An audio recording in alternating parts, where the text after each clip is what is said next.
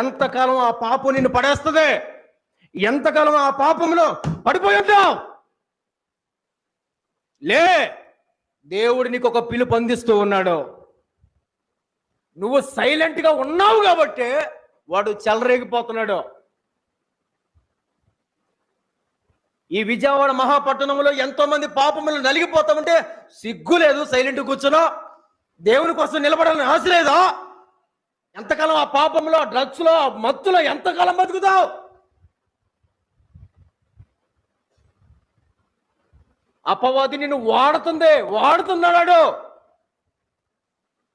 తినేసిన పండ్ల కోసం ఆశపడద్దు.